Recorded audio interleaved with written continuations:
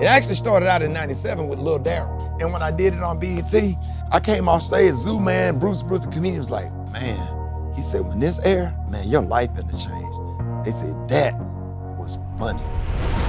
All my life, been grinding all my life. Sacrifice, hustle paid the price. Want a slice, got to roll the dice, that's why. All my life, I've been grinding all my life. Look, all my life, been grinding all my life. Sacrifice, hustle paid the price. Want a slice, got to roll the dice, that's why. All my life, I've been grinding all my life. Hello, welcome to another edition of Club Shay Shay. I am your host, Shannon Sharpe. I'm also the proprietor of Club Shay Shay and the guy that's stopping by for conversation and a drink today. He flew all the way to LA just this morning. Stand-up comedian, TV host, actor, writer, author, philanthropist, executive producer, top-rated national syndicated radio personality, entertainment, business mogul. Damn, you got a lot of titles. Comedy legend, over 30 years in the industry. HBCU alum. Come on now. Alabama State's finest. Boom, boom, boom, boom, boom, boom, boom, boom, boom, boom, boom, boom. You know. Yeah. You already know. Yeah, that's how we do it. Rickey Smiley. What's up? Rick, how you doing? Glad, man. Thanks for having me. We were talking earlier. It's nice to finally be face-to-face with somebody your age. Yes, I'm sir. 86, you class of 87. Yes, sir. How you doing? I'm doing good, man. Give me, Rickey Smiley wakes up at what time and starts his day and does what? 3:30. No alarm clock, ever. 3:30. Full breakfast, coffee, watch the news, and just drive to work. Jump on the tollway in Dallas, Texas. Right. Drive up to the studio, do the morning show. The morning show lasts for like 3.5 hours. Long time to talk, bro. Yeah, well, you know, you got commercial break. Yeah, but it's commercial break. So And for then every hour, that's about 32 minutes. Yeah, So that's and we arguing in between. I got a sports guy, Rock T. Yeah. That's on my morning show. So Okay. we always arguing about something. Okay. And Rock T, Super Dave, and then the Brad in there. You got Gary in there. Right. So we either talking about news, relationships, or sports. Right. And just telling stories or whatever. Right. So it goes by like that. It's nothing. You're a comedian. Been in the business a very long time. Yeah. What made you decide to say, I'm going to start doing radio at the height of your comedic genius? Man, Steve. You talk about Steve Harvey. Steve Harvey's like a big brother. Okay. And he's like, Rick, you need to. I'm like, nah. I just bought a house. I'm doing comedy shows, my shows. So he said, hey, how you gonna pay for it? He said, so he called me. He said, hey, there's a radio opportunity in Dallas. Okay. I was like, nah. I was like, I'm good. And so Boomerang, his bodyguard, called me. He cursed me out. He said, hey man, if you don't be in Dallas by this evening, we ain't blanking with you no more. And he hung up in my face. And Steve called me back. I'm like, can I come tomorrow? He was like, yeah, you can come tomorrow. So I went and I got the job. They put me on one hip hop station. Right. And after that, we won. Right. We syndicated. Right. So and then we went from hip hop and they moved us over when Tom Joyner retired. Right. So we own in like almost 100 markets now. So this was in 2004. Yes. Steve Harvey picks up the phone, and we're going to talk about Steve a lot later because I've had Said the Entertainer, I've had Earthquake, I've had so many comedians. Yeah. And everybody swears that Steve is And the I have a godfather. story with all of them. Okay. Earthquake and I was roommates. Okay. I mean, like sleeping on Earthquake couch to go and do shows. And I never went to a strip club before I went with Earthquake. Okay. But I would go in the VIP and take a nap because I wasn't used to being up that late because I was a church organist. Okay. So Earthquake got me out at the strip club Right. or whatever, but I would go in the VIP and get on the couch and go to sleep. Man, God must have went on vacation when you coming up in the church. Oh, that's That's a true story. And I used to open for Said and Right. Eric Rohn. That was my first manager. Right. First person to take me on the road. So radio pay. I mean, because you're still busy. You still do stand-up. yeah. So I'm trying to, but damn, how you have time? You do radio for 3.5 hours a day. You do, I mean, we're going to talk about all the other stuff. I mean, you're a grandfather, you're a philanthropist. Yeah. How do you find the time, Rickey? Shannon, you make time. You have to create space. Okay. You don't take all the engagements. Okay. Sometimes I just want to stay at home and push my grandkids on the swing Yes. on Saturday. Okay. Or whatever. And I just make a lot of time for myself. But for the past 6 years, I don't perform in the summer. Okay. So I only perform. I remember you telling me that. You take the summers off. Yeah, take summers off. So May. That's the time you're on the boat. You see? What? You got to go with me. You said you was going to go with me. I did. Got to create some space. Okay. You got to go with me. Okay. So that's a lot of fun. So now I feel like I'm living. Okay. Because you just, on a Saturday, it's July. You look on Facebook, everybody in Jamaica, everybody at class reunion, everybody on the beach. Right. And you sitting in the Atlanta airport waiting to go to Tulsa, Oklahoma, only to go to an empty hotel room that night to get up the next morning, fly to another city. And you have to make some time to like, okay, you know what I'm saying? You can't just chase money all the time. You got to make some stuff happen. What do you enjoy more, radio or stand-up? Stand-up. Nothing beats stand-up. Walking on stage, I'm about to do a Netflix special, by the way, but it's nothing like walking on stage and it's 3,500. I just did the Martin tour. We was performing in NBA arenas. Wow. 20,000, 12 to 20,000 people in the audience, man, it was nothing like that. Walking on stage, just getting that heat for a good 25 minutes. But radio is a lot of fun because radio muscle, everything helped everything. Stand-up helped radio, That's what radio helped stand-up. That was my next question. Yeah. How did how did stand-up prepare you for radio and vice versa? With a quick wit. Yes. So whatever we're talking about, you got a joke for it, or you can move the conversation into a comedic, a comedic conversation and get some jokes off, and then boom, you go on the commercial break. Right. But on stage, well, you're doing that on radio, it's exercising that comedy muscle. So when you hit the stage, you also got quick wit. Right. But there's no commercial break. Correct. Better come on with the next joke. Right. So let me ask you a question. So when you're doing stand-up, do you write your material or you just remember? You write a set or do you just like, okay, this is what I'm gonna do tonight, these are the jokes I'm gonna do, and they just flow? I used to write, Shannon, but now that I'm older, I can just walk on stage and just off the top of my head, rip off a good 30 minutes of nonstop people crying, laughing, because I've been doing it so long. 33 years is a long time. Let me ask you this. When you walk into an arena, or you walk into wherever you're doing the show, do you look at the audience and says, okay, these are the jokes I need tonight? Oh yeah. These are the jokes I need tonight. Shannon, believe it or not, I got a playbook. Okay. And I do everything sports-based. Okay. I'll sit up and watch a Nick Saban speech before I go out and tell jokes. I started out with football. Right. I played Little League football, even though you denied that I did, or whatever. You didn't. I think the records denied it because we couldn't find any. I think that's what gave me like. Okay. That's all my homeboys in Birmingham. Why can't I ask Google? I came from Tony Nathan High School. You ever heard of Tony Nathan? Tony Nathan was. He played with the Dolphins. Yeah. Woodlawn High School. That's the high school I graduated. And Bobby Bowden came out. I got a homeboy named Google. I asked him. He said, "Nah, he ain't here." Hey, Shannon, don't do that. I'm just saying. So I came all the way out here. Oh, you did. You did. My bad. We got your folks over here in the background laughing. You need to fire every last one of them. But I do everything sports based. Okay. So I get motivated and get excited and go on stage and kill it. You mentioned your. But I do have a playbook. You have a playbook. So to answer your question, yes. It depends on the audience. You can look at the audience and then what comedian go on in front of you. Right. So I have like 6 different acts. Okay. So my road manager, he'll tear a page out and say, let's do this one tonight. Okay. And he'll go and kind of tape, like lay it on the floor. Right. In front of the stage. Right. And I have like footnotes. Right. And once I do the first 2, I already know where you in a rhythm then. Yeah, I'm in a rhythm. You mentioned you were in syndicated over 80 stations. Yeah. You won syndicated personality twice. And when you win that, there's a lot of responsibility because now the expectations, not only for yourself, but from everybody that's listening to you. Yeah. How have you been able to manage those expectations? You just don't change anything, Shannon. You just make sure that you're funny and that you're relatable. Right.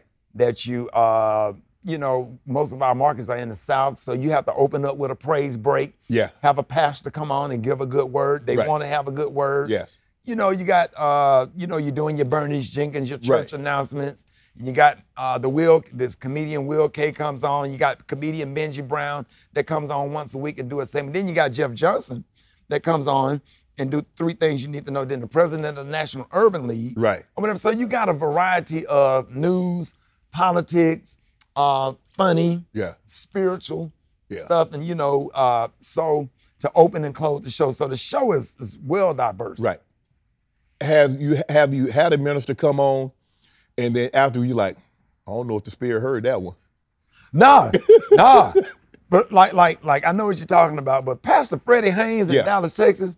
Oh, he's the regular. He's the regular. Okay. The presiding bishop of Full Gospel, Bishop Joseph Walker, Nashville. Right. He comes on. Okay. Bring that heat. Right. So any pastor that I get on, Pastor Slater, other pastors. Okay.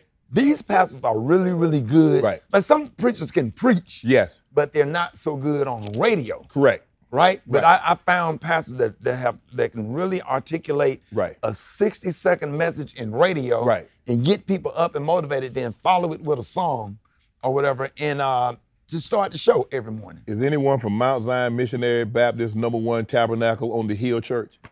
The old Lord hold my mule while I shout missionary evangelistic Episcopal Baptist Church of God in Christ. You have a great crew. You mentioned the Brat, Gary with the T, Special K, Rock T. What makes your relationship so special? Been there for so many years. It's the chemistry. Right. I know what Brat know what I'm thinking before I say it. I know what she's thinking. Rock T is kind of like the laugher. He does sports or whatever, but he's instigator, laugher. Yes. I got comedian Special K on. Then you got Gary. I know you're a big fan of Gary. Yeah. You got Gary with the T. Gary's Right. about 74 years old. In everybody's business. In everybody's business. I'm just joking, Gary. Gary. Yeah, Gary. You do a good job, Gary. You ain't in nobody.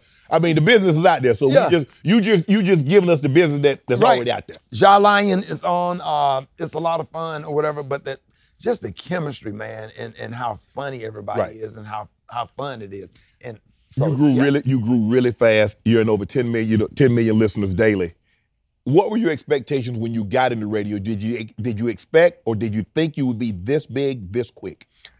No, because we were only on in Dallas. Okay. So I was happy with that. I'm like, Right. okay, I'm a Dallas Cowboys fan. Come on, see, there you go. You but I've running been a the fan interview. that's my whole life, Shannon. Okay. Alabama, how you getting way to Dallas from Alabama? You done jump past the Falcons. How many teams you jump over to get to the Cowboys? In the 70s, Yeah. you my age. Yeah. We all had Dallas Cowboy jogging. Pittsburgh Steelers.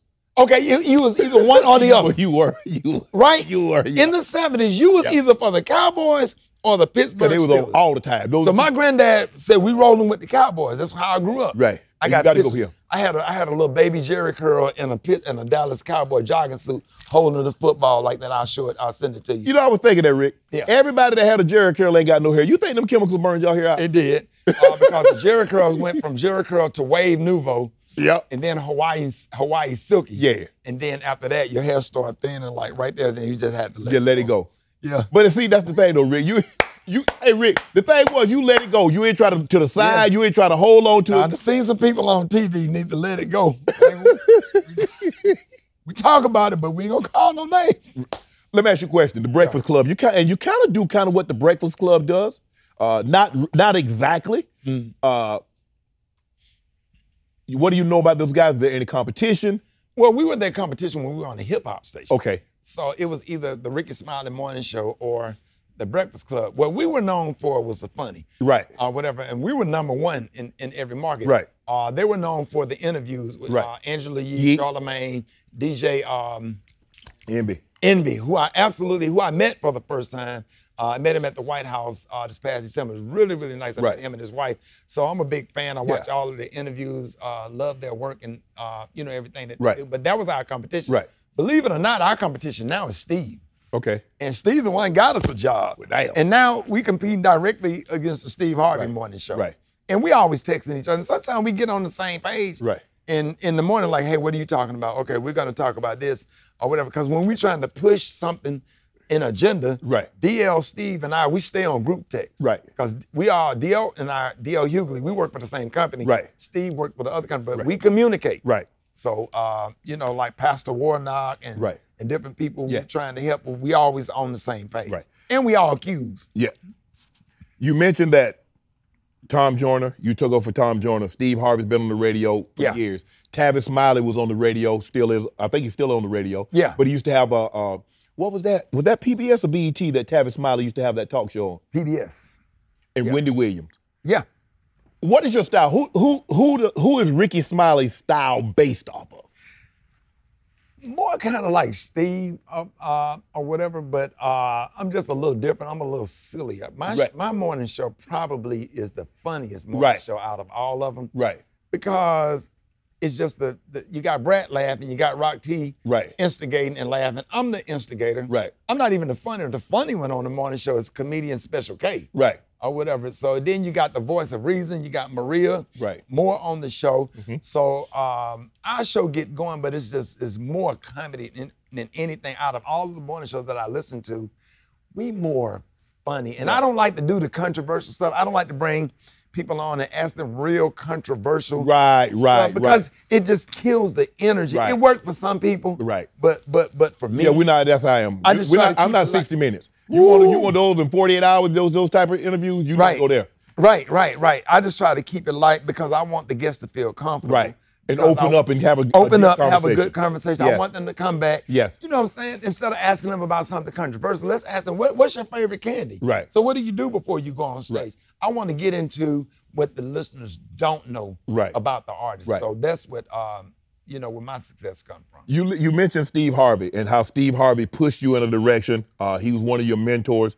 What is some of the advice that Steve told you about when getting into the business of being a comedian and getting into the radio business? Oh yeah, dress nice, discipline, discretion, be on time. You know, Shannon, when I opened up for Steve Harvey, I had on I was going with the LL Cool J. Yeah, the big bag, yeah. You know, I had the clock, the LL Cool J, you know. Yeah. And so he pulled me to the back of the dressing room. He said, hey, people paid their money to come see us tonight. Yeah. He said, so this was a Friday. He said, you need to wear a suit tomorrow. I said, yes, sir. That was my first time meeting Steve. Like, well, Steve, they ain't paying me like they paying you. Yeah. This the kind of money they paying me. You see how I'm dressed? Right, but see, I was working at Jeans West. Oh! What you know about that? What you know about that? Okay. That's free merchandise. Yes, sir. So I had a little suit. So okay. He said, I'm gonna let you introduce me tonight, but tomorrow I would like for you to wear a suit. These days, you say that to somebody, they feelings hurt. Right. So I took it like a man. I'm like, okay, it hurt my feelings, but in a good way. Right. Because he didn't have to say anything at all. But Ricky, you and I came up in the era talking about respect. When somebody of older said something, period. It wasn't no debate. It wasn't no Shannon, it ain't no why. So you know what I did? Ladies and gentlemen, give it up for Steve Harvey. Brought Steve on stage. Man, I peeled out of that parking lot while he was on stage performing, made it to my apartment in time, ran back to my room, put on a suit, went back to the comedy club. By the time I ran in the door, he was saying, thank y'all, good night, my name's Steve Harvey. And I went up, but when I came back on stage with that suit on, he looked at me, he said, you serious? You damn right I'm serious. Right. I want it. Right. Because I'm not waiting until tomorrow. Right now. You have one of the OGs telling you this is what you need to do in order to be successful. Yeah. Dress for success. Look like success. Right. Feel like success. You will. He's big into that. Steve, I listen to a lot of his motivational stuff. Yeah. He says you have to manifest it. He says, but you have to feel and you have to think a certain way. Right. And I tell that story a lot, Shannon, because that was life-changing for me. That led to me opening up for the Kings of Comedy. Yes. Which led to me being around Steve. Right. Which led to me having a syndicated radio show, which changed my whole life. So, just the discipline and the structure that I got from my grandfather and my grandmother, do what you're told to do. Right. Nothing to ask why. Right. Just do it. Right. Period. And it worked out. Once you started doing comedy, obviously there are a lot of comedians. I don't know who's your favorite. I mean, for me growing up and listening to Pryor and listening to Eddie Murphy, who were some of the comedians that you wanted to meet? You're like, man, if I meet him, I made it. Oh man, I was excited when I met John Witherspoon, man. I met Eddie Murphy for the first time at his house. I got invited over because I didn't know that Eddie Murphy, I was hosting Comic View. I was on BET every night. Eddie Murphy, I didn't know that Eddie Murphy watching BET Comic View. Right. And so I was out here and he got word that I was staying at the Sofitel and he had a little get together at the house. I ended up going over there. I met Eddie Murphy and that was just a real blessing. And he repeating my jokes and my prank phone calls. Like I watched Raw and Delirious like you did. You know how it is. We in high school. Yes. Coming to America. Yes. We were 12th grade. Coming to America came out. Like what? And he repeating my prank phone calls. And that was just absolutely amazing. Now I was shocked. Coming to America came at 88, right? 80 something, yeah. I think I might have been a junior in college. Right. You were a sophomore in college. Right. Well, college. Yes. Alabama State. But yeah, coming to America and just to see him in that and to be able to like go to his house. Right. And I really tripped out when Stevie Wonder was repeating one of my prank phone calls. That really blew my mind. Wow. Because my mama had all the albums. I have them now. Right. But all the albums. So I did not know that people was listening to those prank phone calls and watching BET kind of view like that or whatever. So when you said you started off, you were performing in front of mainly white audiences. yeah. Do you have to tell jokes different? Yeah. So my audience was white, right? So I thought that's the way comedy go. Right. So I would never take the mic out of saying, like I was like a OG. You know, I could do those jokes, man. Yeah. Hey, tell a joke and they laugh and you holding on to the mic. You holding to the mic then. So I had an opportunity. The first black show I did, I was opening up for Ice Cube and the Ghetto Boys and D Nice or whatever. So here I come with a comedy club routine. I came on stage with a suit on. I said, I need a mic stand. Like, Come on, dog. You open up for Ice Cube and the Lynch Mob. It's Ice Cube, the Lynch Mob, all the doggone rappers and stuff. Man, they booed me so hard. Come on, man. They booed me. It was ugly. And I walked backstage, Ice Cube and them, they would make eye contact with me. Everybody was like, no, little man, go on over there. Don't bring that energy over here. I got booed really bad. I got booed at the Apollo too, Shannon. Huh? I got booed on Showtime at the Apollo. And I hadn't even told a joke. When they said Birmingham, Alabama, Mark Curry was the host. Right. When they say from Birmingham, Alabama, they were like, boo, they booed. So when I was coming on stage, Mark Curry, who was the host at the time, he said, do your jokes, play to the camera. He said, your ish gonna air. He said, don't worry about it. I did 5 minutes of comedy while they was booing and throwing stuff and played to the cameras trying to think of my joke. So I didn't tell nobody I was on Showtime at the Apollo. Right. So it comes on TV. Dun, dun, dun, at the Apollo. You know, on Sundays, we watch the Apollo before we go to the skate rink. Right. Come on, Shannon, get with me. All right, so. I'm in the country, we ain't go there. I ain't go there. I can't Go to stay the skate rink? No. Everybody went to the skate rink on Sunday. We'll argue about that later. Okay. Anyway, so I didn't tell nobody. So they took an audience that was laughing at another comedian and spliced it up. Right. It makes me like it was you. Laughing. All of a sudden, it was no cell phone, so my phone was ringing. My phone was blowing up. I started getting bookings or whatever when I actually got booed. Wow. True story. Showtime at the Apollo, but that's...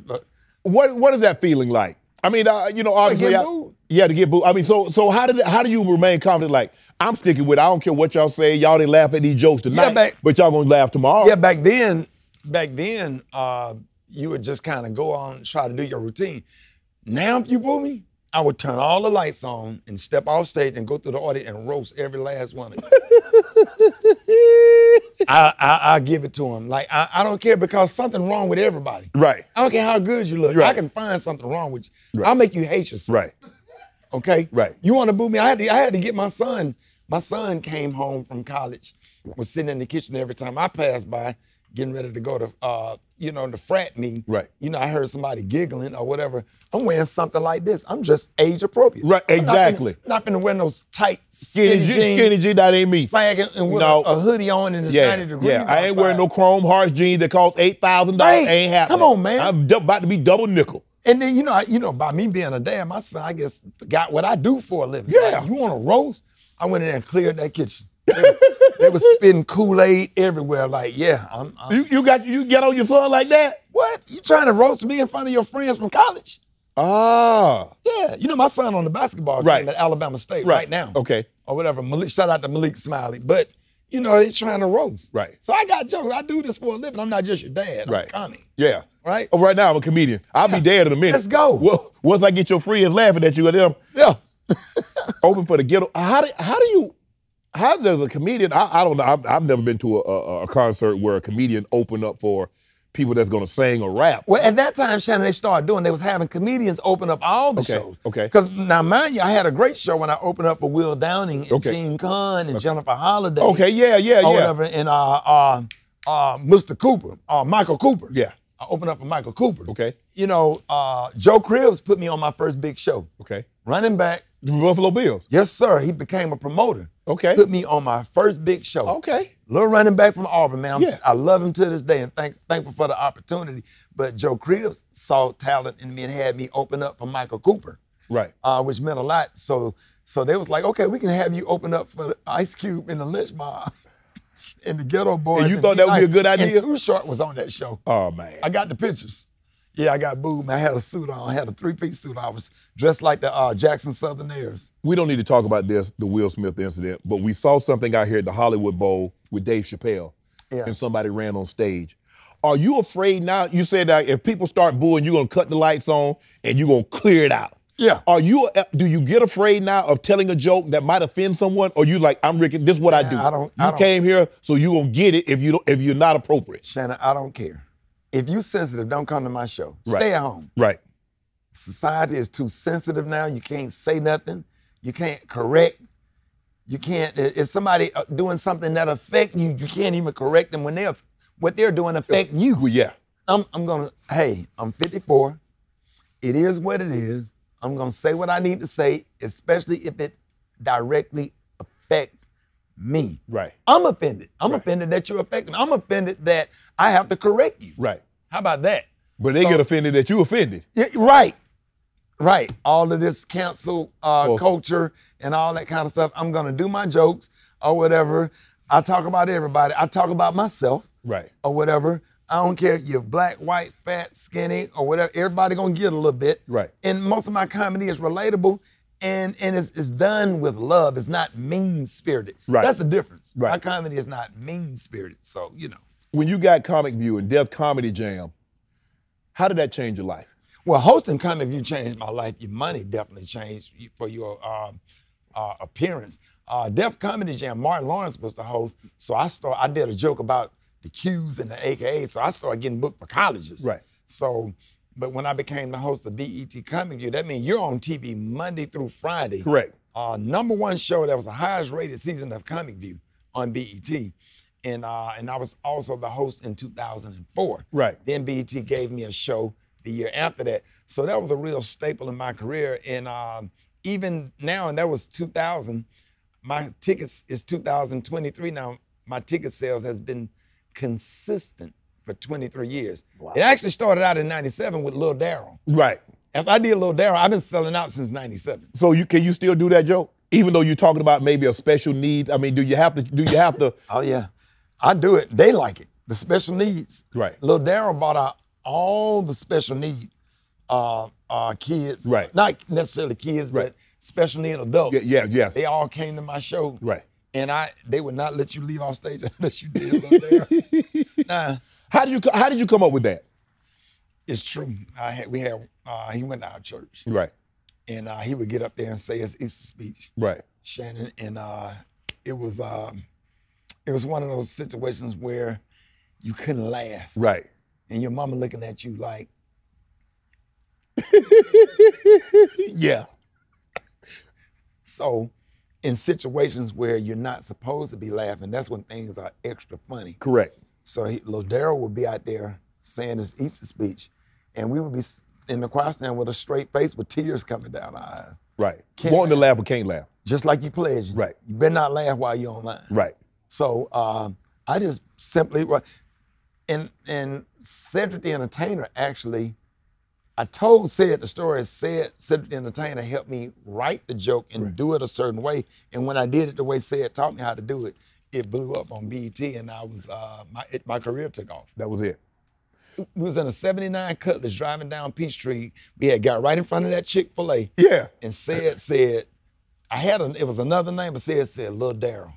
Ced said, my name Lil Darryl. And Ced started doing it. He had my Cutlass. We were in 79 Cutlass driving to Uptown Comedy Club, the one behind Houston. Yeah, the old one. I know exactly where it is. And so Ced and I did the opening week. Right. You know, it's Earthquake's old club. Yeah. And he told me how to do it and helped me form it and formulate the joke.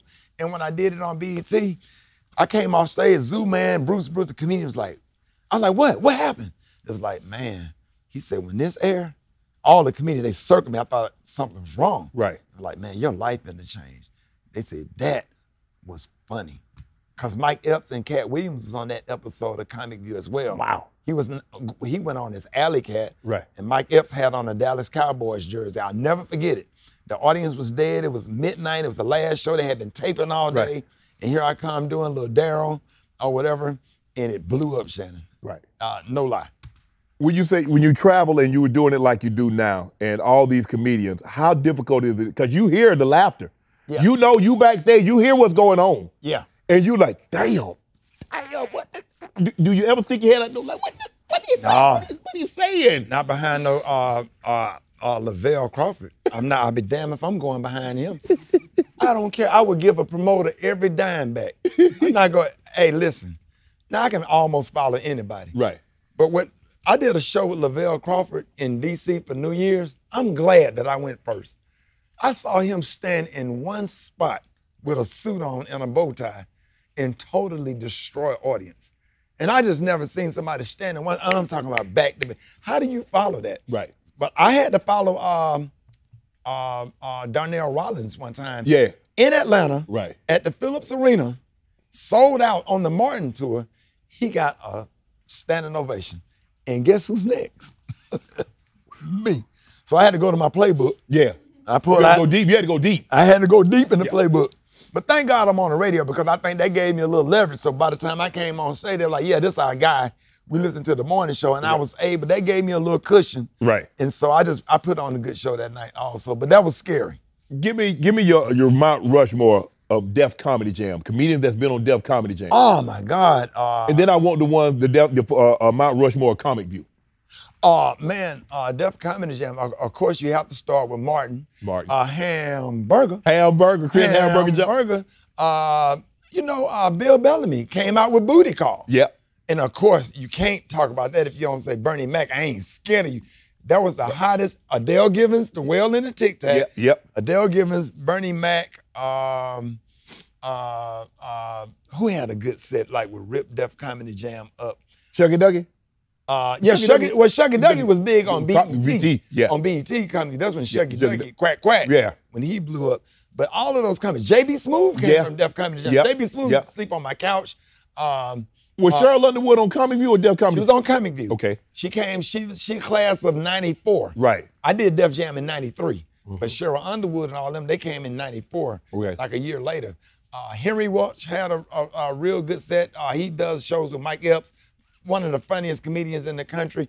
But yeah, now BET, you got Arnez J. Yeah, and Arnez J killed it on Def Comedy as well. Gary Owen. Yep. Earthquake. Totally. Quake, that's my dog. That's my dog. You know what I'm saying? Earthquake, some more. Yeah. You know, and all of the guys, Lester Berry, all of the guys that hosted Comedy View, Said was the second host. D.L. Hughley was the original host of BET Comedy View. So you had a lot of talent that, to come from BET Comedy View. So yeah, those are some of the GOATs. Do you think there'll ever be another Comic View or Def Comedy Jam? I don't know, Shannon. It'll have to die down because comedy is so, sometimes it feels oversaturated or whatever. In order for it to be special, it'd have to kind of die down for a minute. Right. Then boom. Right. Kind of like all the movies and stuff. Right. Doing the remake. Yes. Or whatever. It would be hard because now you got phones. Right. People have more options than they had back then. So but you know what? It's harder now that you mentioned that. It's harder to tell a joke more than once because everything is recorded. Yeah. So now, you used to get away. You could tell a joke for like... to it. Yeah. You just add to it. I still do Lil Daryl every now and then, but I do it different. Right. So I'll mention Lil Daryl as a recap. Right. And then put a spin on it and then do something totally different using the same character that they love. You mentioned earlier that you're about to do a Netflix special. Is that kind of the direction? Because Chappelle came back in 2016. I think he signed the deal. Yeah. It was reported, I don't know how true it is, that Eddie Murphy has signed a deal with Netflix. He's going to do a series on Netflix. Earthquake had one, which was fire.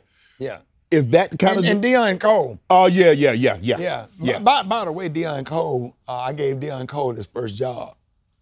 His first writing job. Right. And Deion Cole, we used to do colleges together back in the day. It's crazy because everybody that was in this van, I remember Deion Cole sitting in the back seat of the van, Said in the front of the van, and everybody's like famous now. Right. And it's just so amazing to me. But yeah, I haven't done a special. I did a BET special, a live stand-up on BET called Open Casket Sharpe, but it was like 13 years ago. So now it's time to come back with some new heats, some flavor, you know, I still got it because I kind of settled in the radio. Right. But I still perform low key. Right. So just to kind of put something out there, people been asking me to do it. Do you write your own material or do you have some writers? I have writers for this special to help me punch up the material that I have. Right. David Arnold was helping me before he passed away. Chris Spencer is going to be helping me out. Comedian LeVar Walker, Special K. Other guys helping me put it together. So I got basic stuff, but they're just going to take the stuff that I have and punch it up, make it really funny. Do you think it's harder or easier now for comedians to get on? Harder. Really? Yeah. Even with all the avenues, you got social media, because you see a lot of these guys, they kind of get their start on social media. Well, the thing, like DC Young Fly. Yeah. You see a Ha Davis, and you see like Desi Banks is like flooded. Oh, yeah. Well, if you get on social media and you do some good sketches, Yes. and some funny sketches, Yes. or whatever, that will get you on, but you're doing sketches. Right. But you have to catch up in the comedy club. Yeah, because you have can't do no sketch. You can't do no sketches. You got to learn how to perform. Right. So I think we had to learn how to perform first, and then catch up with social media. Right. As with Desi Banks and them, they blew up on social media. Right. And they had to catch up and get a rhythm on stage. Right. As to how to perform. Right. And they're really doing a good Right. job. I just did some shows with B. Simone, Just Hilarious, Yeah. D-Ray, who I don't get along with. I do a lot of shows with D-Ray. I don't know why they D-Ray Davis? Yeah, he bothers me. Why he bother you? He's just annoying. He talks. Yeah, because he got light skin, he got good hair. Hazel eyes. Hazel eyes and stuff. And then he always in my dressing room making fun of my clothes and my outfit. He'd be like, you know, like last time we did a show, like, man, I wear this on the plane. You know. Like, What? Yeah, like my outfit that I'm Oh, you talking down to your, get up? Down about my outfit. Like, Yeah. he texts me, he harassed me. I blocked him on several numbers. I don't know how, and he just, but that's you know, it's two people I don't like, and D-Ray Davis is both of them. Rickey, why did you stay in the South? You had an opportunity. You did a couple of movies. We're going to talk about you. Peaches. The Peaches? The Peaches. What Peaches? I know you ain't talking about the ones that grow on the tree. Yeah. No, you ain't talking about them. You know about something else. Peaches. But they out here. They're not as good as the ones. What about these navel oranges? You don't like navel oranges? I like navel oranges, whatever. But in Alabama, and man, let me tell you about the South, man. I don't know, man. It's different, Shannon. It is. Yeah. You can come to LA and you can go to New York. Ain't nothing like simplicity. Right. A quiet lake, people speaking to you, people nice.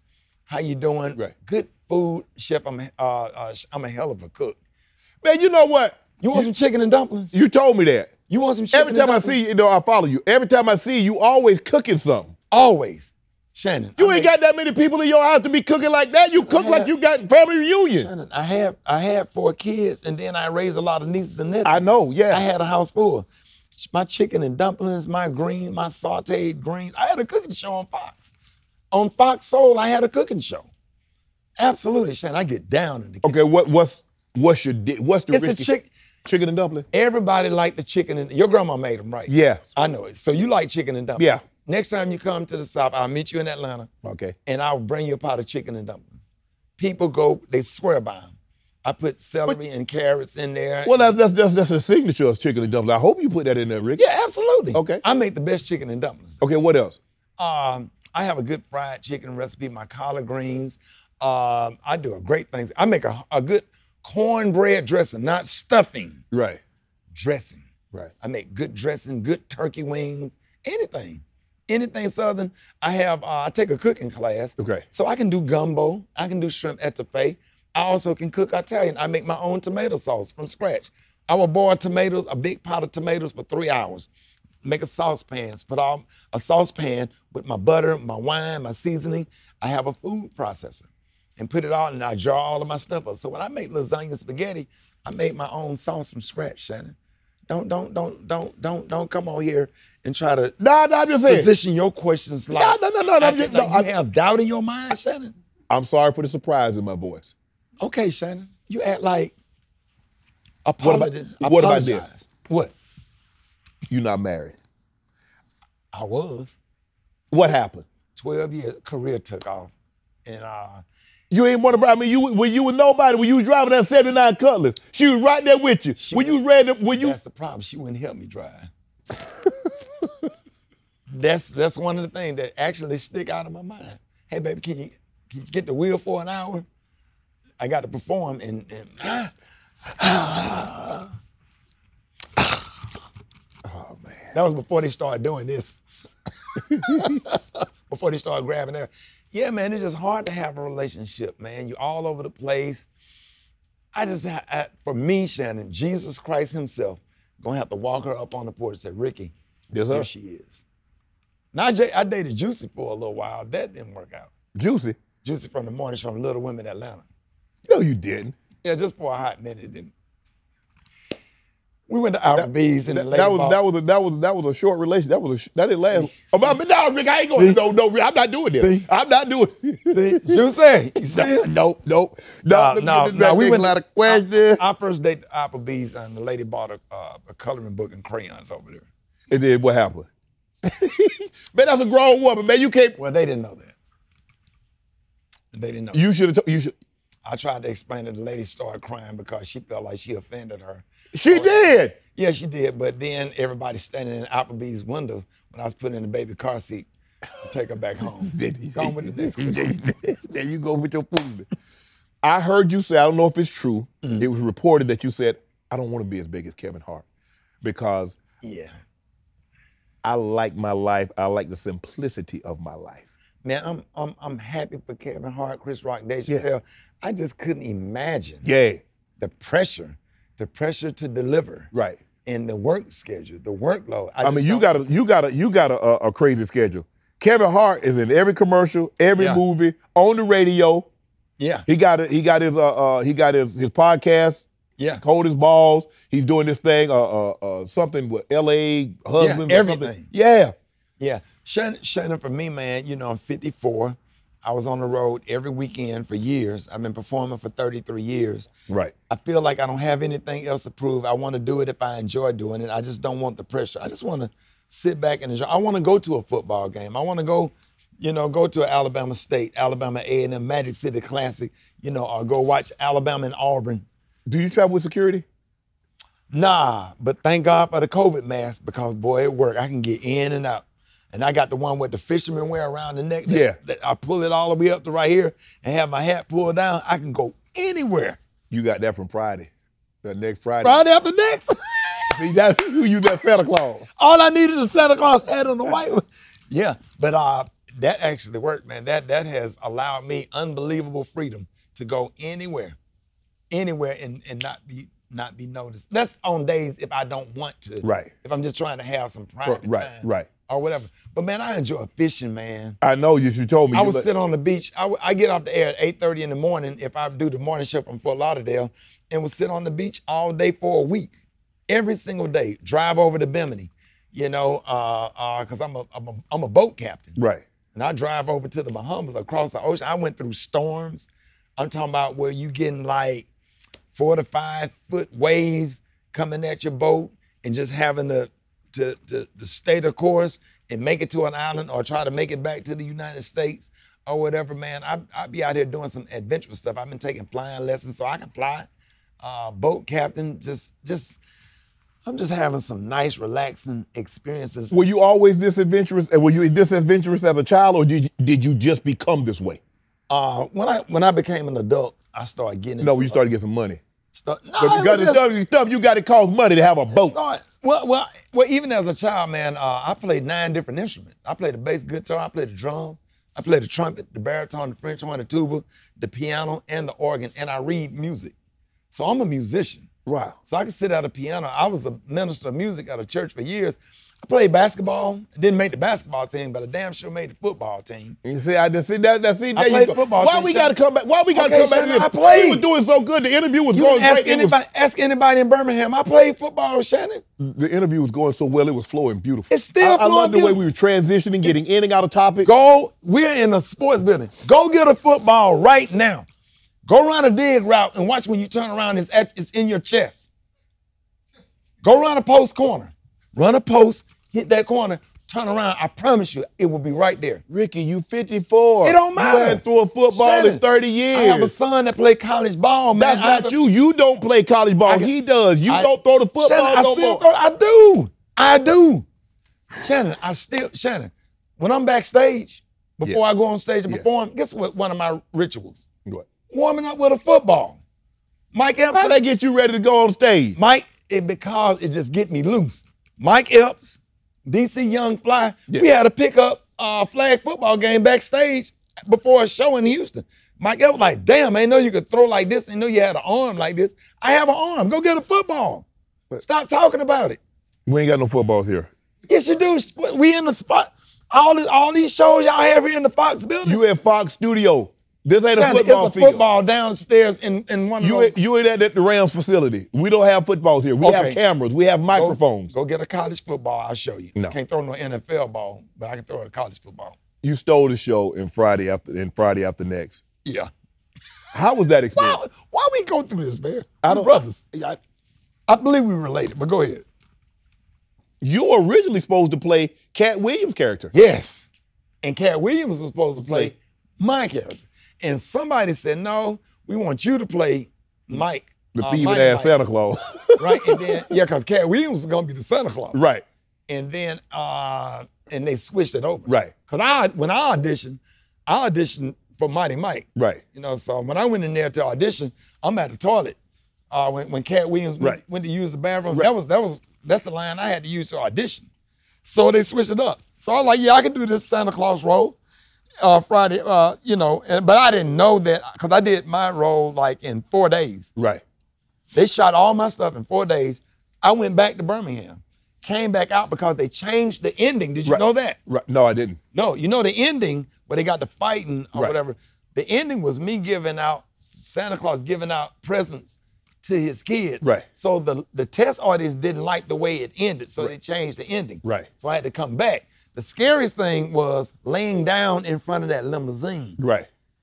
And you better hope and pray that brake worked. he got it on drive and not reverse. Right. Because that was real.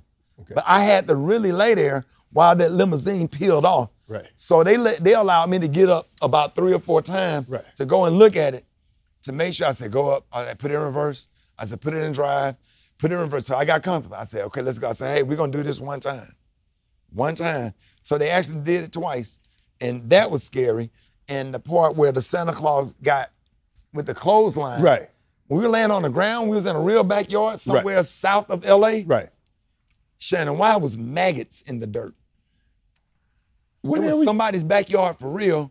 The dirt was infested with maggots. Like real talk. I had to lay down there, right? So that was a stunt man that did the clothesline to fall. Right. But I had to pick up where he was already down. Right. And I'm laying down and I'm looking and I see maggots in the dirt. Man. True story. It was disgusting. Did you know you had hit it out the park when you did this role? I had no idea. Never seen the movie, never read the whole script. Friday After Next come out, I get my kids, where we going? We're going to the movies. We're going to see Friday After Next. I have a small role in the movie. The movie come on and it starts out with me. Right. First of all, to see some more name on the screen, Dunn D.C. Curry, and then Rickey Smiley. Right. And people in the theater started clapping because we're in Birmingham. Right. But they didn't know I was in the theater. Right. And the movie go on. Santa Claus get hit by the car. My kids start crying. I had to take them outside to tell them that I was okay. Right. And and then everybody realized I was in the theater, Shannon. Right. And start clapping. Everybody was proud. That was the first big movie. Then I end up doing First Sunday. Yep. With David E. Talbert. Right. And I actually was in the movie with Ice Cube and Mike Epps. All About the Benjamins. Right. But they cut the part out because they rewrote it. Right. But I was Snitch Mitch in that movie. When you did you freestyle any lines? Because you like that Mostly ugly all ass- of them. Cube said, I have you in this movie because I just want Rickey Smiley. I want you to be you. But here's the base. Here's what you need to say. Here's what's happening. You're robbing them. Right. He said, don't talk over each other. Everybody just stop talking over each other.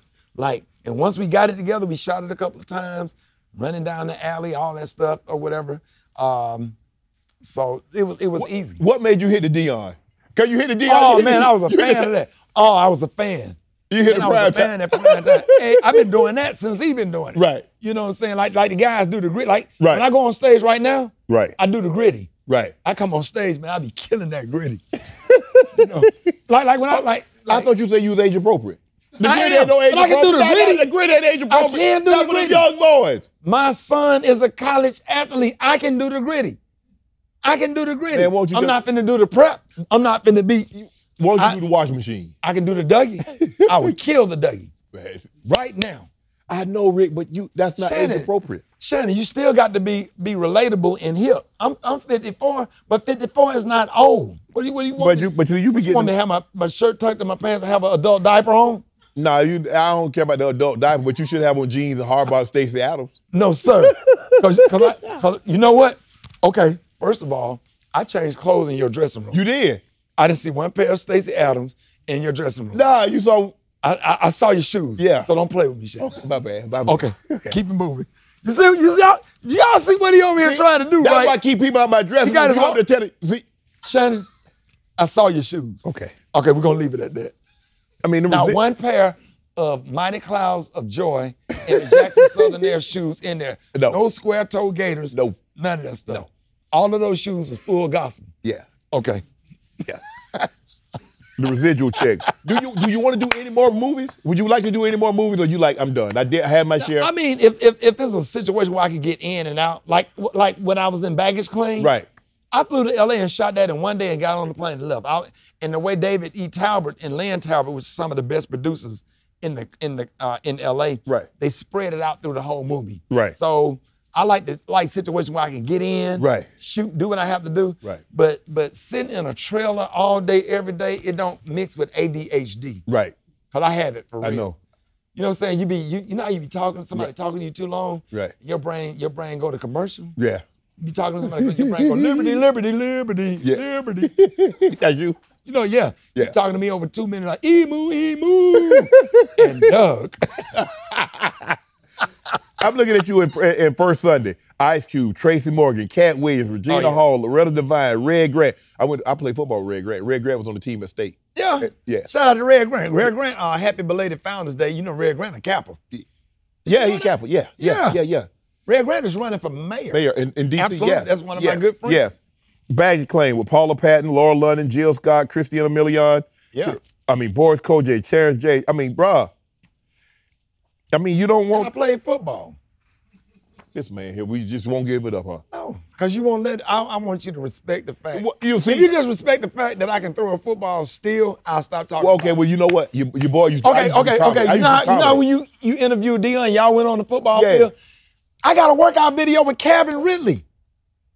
When he was playing at Bama, I went to the watch. I said, I play. He's like, yeah, you're kidding. I said, okay, do a 5 and out. He turned around, that ball was right there. I got the video on my Instagram.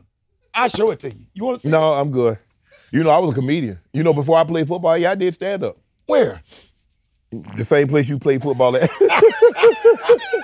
In my mind. Hold on. I'm gonna send you the picture. I'm gonna send you the picture. Okay. I'm gonna show you. You do all about the Benjamins. And Right. you was like, okay. And see how you got some people over there laughing? Your staff is That's your people. They so That's your people. That's No, your that- people. Hollywood over there laughing. That's my people. And your boy from St. Louis over here. Your people, man, go ahead, Shannon. So when they told you but you guys, you already got paid. I mean, obviously you wanted to be in there, but they had them cut the check, so you straight. What? When they cut you out of All About the Benjamins. Oh, yeah. That was a good opportunity to be with Ice Cube. Yeah. Around Ice Cube. It wasn't nothing personal Right.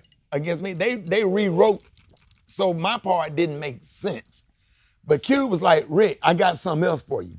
And then I end up doing First Sunday. But you know, Shannon, I had a sitcom too on TV One with Ray J. Right. So I had that show. And then I had a reality show Right. that was 6 seasons called Rickey Smiley For Real with my morning show and my kids. So I had a lot of stuff. I still don't understand how you find all the time to do all this. Shannon, I consolidate and compartmentalize. Okay. That's so important. I get the compartmentalization of it. Yes. But I just kind of do everything like January, February, March, Right. April. Those are your busy months. I will grind Okay. nonstop. Okay. But a lot of people don't understand. When I get off the air, man, I'll take a 3-hour nap. Right. I'll go back home and get in the bed, let the blinds down, Right. get under the cover, and go to sleep. Right. Turn the phone off. Right. I don't do this cell phone. My cell phone never, and my ringer stay off 24/7. Right. I got my phone set so if my mama call or my son in college call, whatever, it'll ring or whatever. But that's just be cash up with them college kids. Yeah, that's all you. Yeah, I have a daughter at Baylor, a son at Alabama. So I got 2 seniors. I got 2 boys in college. But I have the discipline to say no. Right. I have a discipline to create space for myself, to give me time to think. And sometimes I wake up, I go through my text messages and respond from important to less important. From how you doing today, just checking on you, to hey, I need an answer right now for this, that, and we need to make a decision. That's how I do. I be going through my text, I'm like, K, hey, yeah, man. You know what I mean? Exactly. All that, like, no, I ain't finna no text, no and then I can't 75 stand words. Holiday text. I can't, I just, it'd be too much, bro. Yeah. It'd be too much. You like group chat? No. I don't either. No, it's too, because see, now you're getting all the response, especially when bro. Number that you don't know. Yeah, I'm talking to you. I ain't trying to get everybody in all this. these people in the, old people do it, people in their 60s do group text. Only people in their 60s and 70s do stuff like that. What do you like more? Radio, stand-up, movies, reality TV, sitcom? Because you've been in them all. You've been in them all. Well, you know I do like reality TV because... You like drama? Nah, I didn't allow well, you'll see, I didn't see I didn't allow it on my show. I didn't see the sitcom because I was about to ask you, are you like Housewives of Atlanta? Believe it or not, Shannon, you're going to cringe. My favorite TV show that I watch all day, First 48.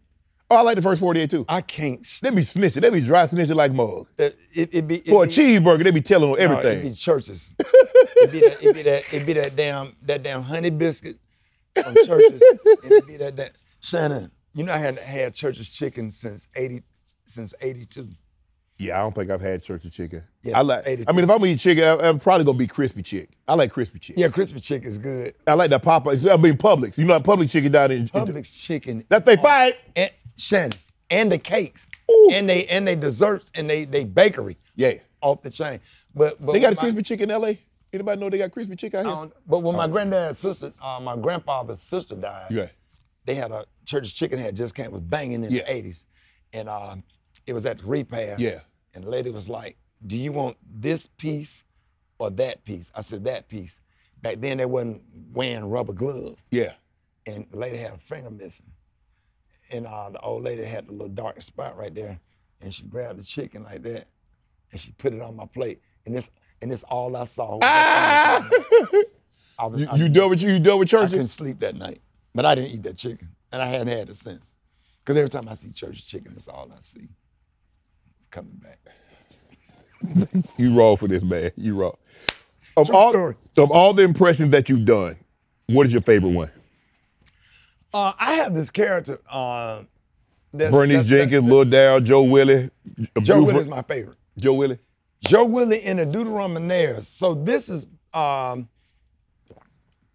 poking fun at the gospel group, the male chorus, like where you and I grew up. Yeah. I host a male chorus convention in Augusta, Georgia, every year. Okay.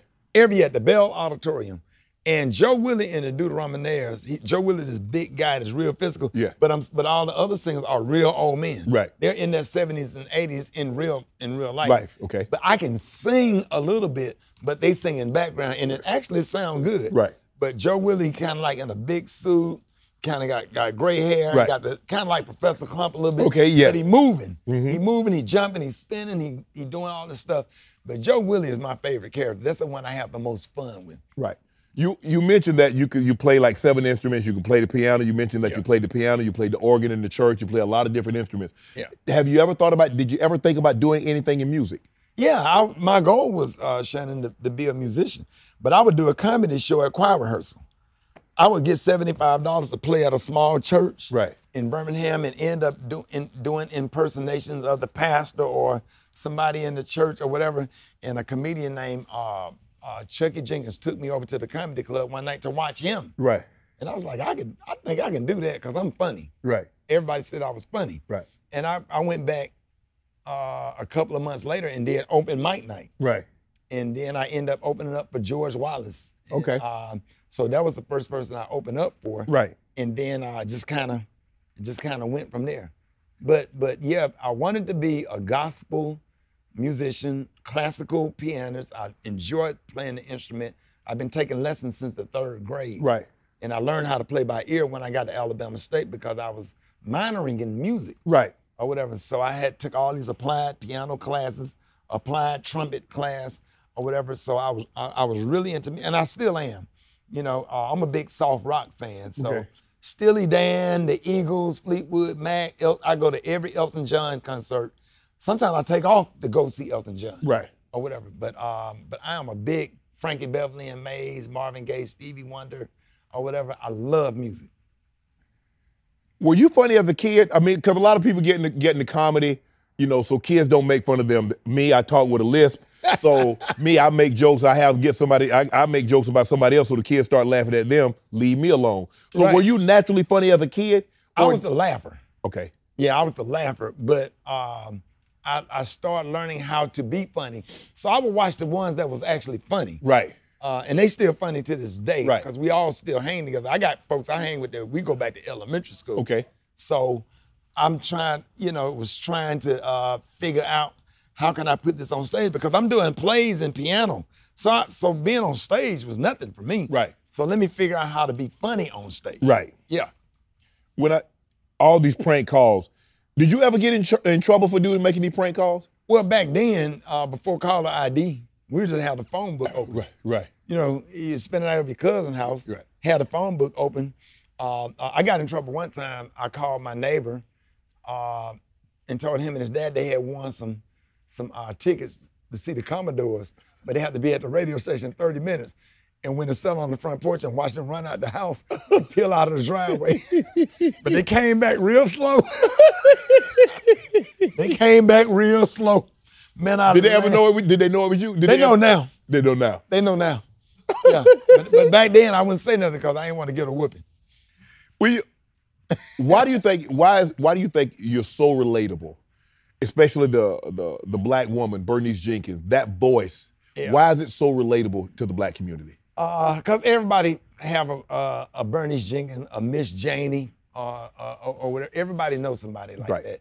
So when you do church announcements, we grew up in the church. You know, you had the lady go up there and do the church announcements. You the reading man, come on. Right. So they take the church announcements and just make them funny or whatever. And, you know, you're just talking about what people know about. And be trying to read properly and be getting every last one of them wrong. All of them. Govern yourself, what? Accordingly.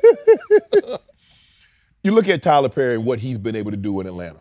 And you look at how he got started doing Medea as a play, Hollywood, Now We Good, puts his own money up, becomes a billionaire, build this big studio, state of the art, rival anything they have out here in Hollywood. Built LA in Atlanta. Yeah, he did. And I just saw the overview of his home that he built out in Douglasville. Yeah.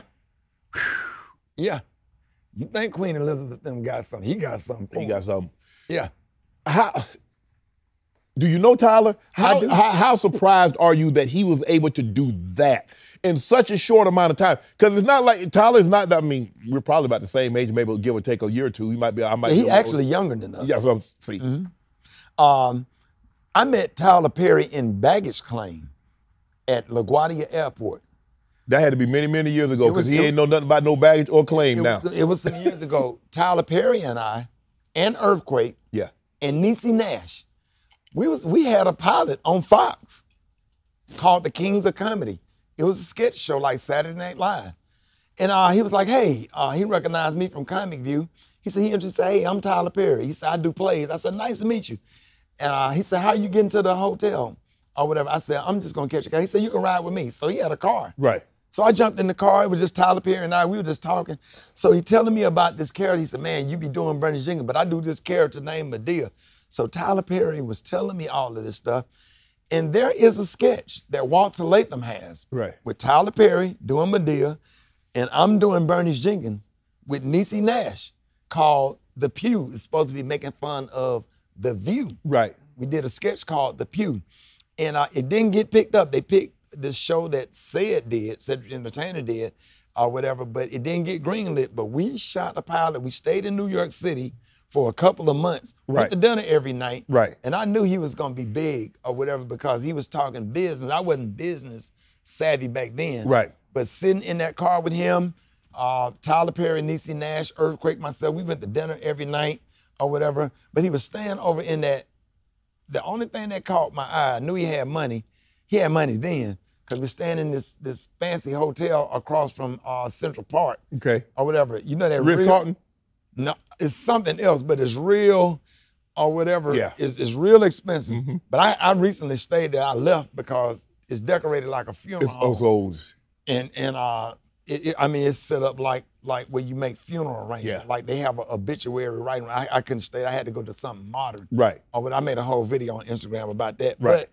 But I knew he was gonna make it, and I am so proud of him. He has given so many people jobs and opportunities and stuff, man. I am a huge fan. People like, well, the Monday, I'm like, listen, man. Like, Yeah, they criticize him because a man shouldn't be wearing no dress. man, listen, listen. Okay, nobody For say, $1 billion, say I wear a nothing. bikini. For $1 billion, I would. Right. Ain't nobody said nothing when Jamie Foxx do Wonder or when Martin Lawrence do or whatever, man. People have. Nay. Shanae, when people have taken all that Well, stuff. Robin Williams started out with Miss Doubtfire. Right before that, Flip Wilson. Flip Wilson did Geraldine. Come on now. And then Benny Hill. Yeah. You know, so man, people do stuff, man. You do it for the comedy. Right. People have over-sexualized and Man, this. they make and too I wonder did he put on we a dress. do too much sometimes. Yeah, reading into stuff and Yeah. or whatever, man. But the stuff, if it make people laugh, There you go. our job as comedians Right. is to make people laugh. And then now people want me to do the character. Now I don't want to do it Right. because you get criticized Right. for it. Right. Or whatever. You know what I'm saying? Because And- I know who I am. Right. You know, as a person. Yeah. And I like Tyler because no matter what, Madea, what you think, there's Right. a message in everything that she says. And it's funny. It is. Period. Point blank. You and I both the way my grandmother raised me, and you talked about your grandmother and the influence that she had in your life. Oh, yeah. Share that. Yeah, man. Shannon, my grandmothers lived across the street from each other. That's how my mom and dad met. Okay. My mom and dad were musicians. They both played snare drum. Okay. And they graduated high school and had me a year later. Okay. And I had my grandparents and my mom's mom and my dad's mom and dad or whatever. They was wonderful in my life. And I had grandparents on. Shannon, I have touched every last one of my great-grandparents. I met my grandmama, mom and dad. I met my granddad, mom and dad. I met my other grandmama, dad. And I met my granddad's mom. Most of my great-grandparents I have touched and had relationship with. Wow. My great-grandmother was 106 years old when she died, or whatever. And I had every last one of my grandparents. And they've been a blessing to my life. My grandfather, my dad died. My dad got killed when I was about 6, 7 years old. You came back from Vietnam, right? Yeah. And I mean, think about that. You go to Vietnam and you survive that only to come back here Right. and lose your life. Lose your life. How much of that do you remember? Man, I can tell you more about my dad's funeral at 7 years old than I can tell you about my grandparents' funeral, my granddad, who just died 3 years ago. I can tell you where everybody sat, what everybody had on. I think that was 73 or 74, April the 11th, when my dad died. I'll never forget it. You know, that was something that, it's probably one of the only things that make me cry to this day as a 54-year-old man. Because when I think about watching my grandparents sit over here on this front row crying like they cried that day, that tear me up to this day, or whatever. My grandparents had a chance to see me on BET. They had a chance to see me do some movie and TV stuff. They saw me on Def Jam. I made them proud. They gave me everything with nothing. You know what I'm saying? My granddad worked at the steel plant. My grandma worked at the airport or whatever. They taught me class. They taught me table manners, good home training, respect, good morning, good evening, yes ma'am, no ma'am, which ain't nothing wrong with. This generation try to say that yes ma'am and no ma'am, it sounds slavish and that's a problem. It's respect or whatever. True. And I just appreciate everything that they taught me, because now the discipline, now that I use with my granddad, well, I'm not gonna wake you up for school. No, we don't use alarm clocks in this house. Because if you go to bed with your job on your mind, you're gonna wake up. So take your ass to bed early. Then you won't miss the bus. Right. And now I don't use an alarm clock to get up and do radio, which the show starts at 5. That means you have to be up at 3:30. We'll go to bed. Right. 6:30, 7:30, I'm in the bed, lights off, TV off, sleep. At 6:30? You know, it started getting dark in the fall. Yeah. Shannon, I'd be just like this. You put your hands together.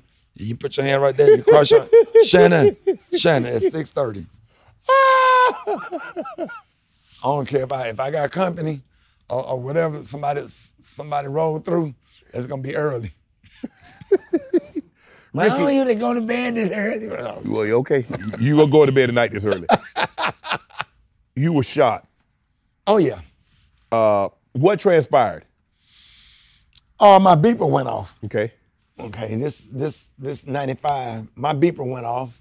So I stopped at a payphone because somebody hit, I think, what is it, 411 with me? 911. 911, LOVE, when you turn it upside down or whatever. So I go to the payphone. No, 411 then. 411, Yeah. something like that, whatever. That's how you text back then. Yeah, well, I thought, 911 meant an emergency. That's why you would pull over and call. No, but I think if you text shell or something like that, it means like love or something, or whatever.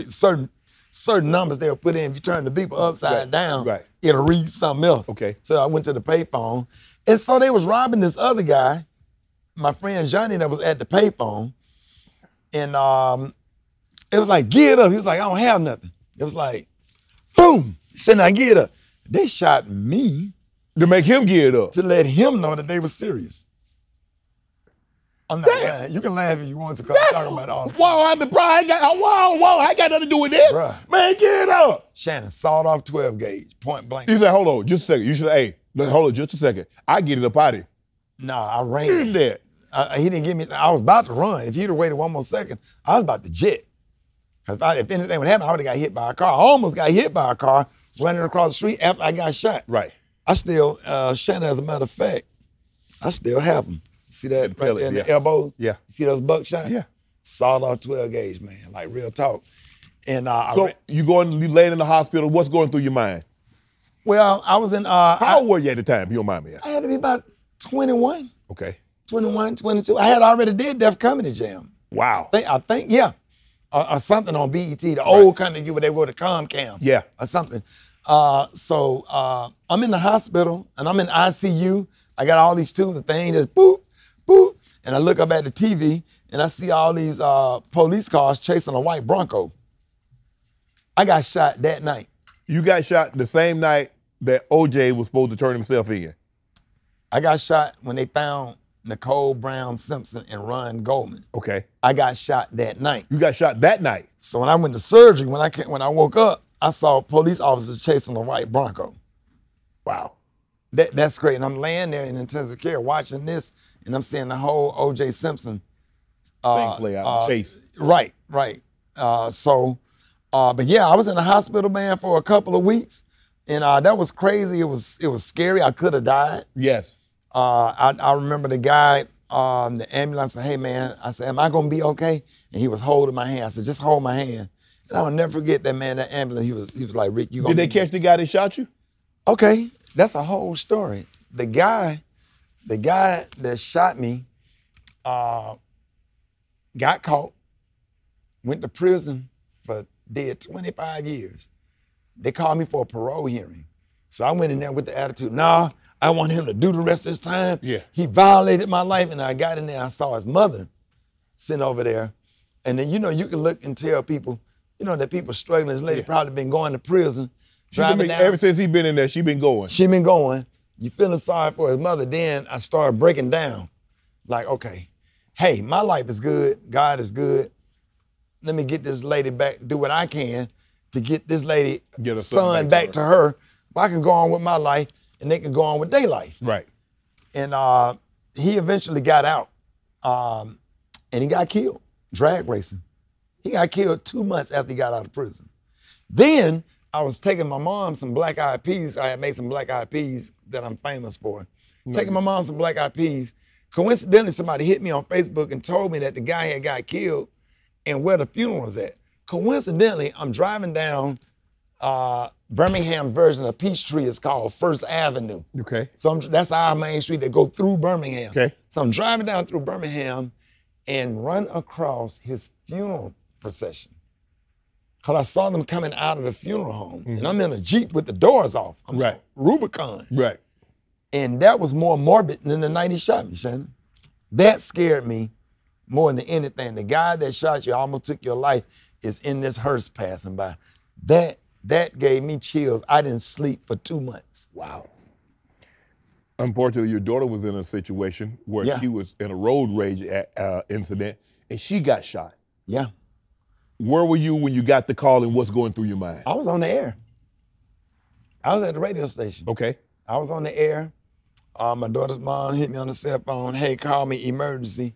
And I was like, okay, let me do. All right, y'all, Rickey Smiley morning show, 15 after the hour. We're gonna be talking about blah, blah, blah. Then look at it. And then the next text message said Aaron was shot. And so I just hit. I just hit the phone to dial. What? She said, yeah, Aaron got shot. And I said, how my daughter get shot? My daughter's a straight A student. Right. My daughter attends Baylor University. Right. How my daughter get shot? She said she was at a red light and some guys on this side of her and this side of her started shooting back and forth. And she got hit twice. And so this in the beginning of COVID, Shannon. So I had to figure out a flight. So I had to fly from Birmingham to Dallas DFW Airport. Right. Get in a car and drive from DFW Airport to Love Field Airport to get on Southwest Airline to fly to Houston, only to get to Houston and can't go in the hospital because it's COVID. Right. So that was trauma. It brought back all of my trauma. And to this day, I'm still in therapy because it brought back up all my old trauma from you getting shot. From me getting shot in 95. And that was trauma itself because your daughter got shot. Right. And Shannon, I was on the air a week and a half later after she got out the hospital, because when she got out the hospital, people had sent food, turkey leg hut, the mayor, the city council, the police chief. It was a lot of flowers in the house. And it was that Saturday, so it felt like a repast. Yeah. The only difference is your daughter is sitting right here. Right. Or whatever. So I flew back to Dallas. I'm on the air, moving on. My daughter's okay. I'll never forget, I was talking over the intro, 50 Cent in the club, son. Don't, go. All right, y'all, Rickey Smiley morning show. Your daughter's been shot. And I lost it. I was laid out on the floor in the studio a week and a half later. They had to walk me out to my car. I couldn't even do the rest of the show. Like, it took that long for it to hit me that my daughter, I knew she had got shot, but it didn't hit me because I got to get my kids here. I got to get her parents here. I got to get my parents here. Right. We got to get to Houston. How do we get up to the room to see the daughter? I just went into action. Right. And I didn't process it. You didn't grieve properly. I didn't grieve properly. Yeah, that's how I be now. Yeah, that was crazy and that was scary. But she's a senior now at Baylor University and she's scheduled to graduate in May. My son is scheduled to graduate in May also at the Alabama State University, which always beats Savannah State. No, they don't. Always. Don't do that. Always. Don't do that. Basketball. I know y'all wouldn't have beat them when I was there. I don't know what happened now, but all I know. You wasn't the whole team. Did y'all beat Alabama State every year? We didn't play y'all. We played Alabama A&M. We played like. Did y'all beat them? No, we didn't. Okay, go on to the next question. That we didn't beat them. Shannon, you couldn't catch the ball and throw the ball. But y'all couldn't do that. Did you play defense? I didn't. I was a wide receiver. I was hell too. I was hell. I'm looking at you raised your kids, but you raised your nieces, your nephews. You raised almost 15 kids. Played for them to go to football, go to college. Sure did. Kids playing football and basketball, something that you couldn't do. Why you doing this? Because, Shannon, I knew what it was like to grow up without a father. Most of them didn't have a father. Right. I had no choice. Right. I did what I had to do. Some of them appreciated and some of them didn't. Some of them I talked to and some of them I don't. Some of them I hadn't talked to in years. Hold on. It be like that. Even after you've done everything that you've done. Bruh, it be like that. The wrong person getting in a child ear against you or whatever, it's just that way. People be naturally jealous. Right. And I don't know what you're jealous of because I shared everything that I had with you. Right. But I have a nephew, Terrell, that played, I had 3 college athletes come out of my house. Right. One played basketball for Miles College. Nephew Terrell, who is a running back coach at Woodlawn High School, played running back for Middle Tennessee State University. And then my son, Malik at Alabama State. So I had college athletes come out of the house. Right. And stuff. And, you know, and all of the nieces and nephews wasn't biological. Some of them, Shannon, just didn't have nothing and nowhere to go. Right. And I had to help them. and they're off doing good and doing big things now. Right. Nephew that has his doctorate degree, my nephew Deltrick, got some Greeks in the house. My daughter's an AKA. Right. You know, couple of Qs in the house or whatever, and a Kappa. So we got degrees on the wall. Education matter. Sent a couple of kids to IMG Academy. That's where my son went. Right. Or whatever. So I perform, man, just where I can educate and give them an opportunity because I don't need anything. Right. What are some of the challenges of being a single father? And then in the process of becoming a single father, how rewarding is it when you see the manifestation of your work? The challenging part is, especially with your life. Yeah. Well, it wasn't really that challenging being a single father because I had help. You hired somebody. I had a lady from my church named Miss Pat. Okay. Miss Pat, no nonsense. She don't play. She'll knock them out. She'll cuss them out or whatever, and she holier than thou. Right. Miss Pat, and before Miss Pat, Miss Bishop would help me out with that. So I could easily jump on a plane and go out of town and do what I need to do. I had a support system or whatever. And what was the second question? The manifest and to see that your hard work.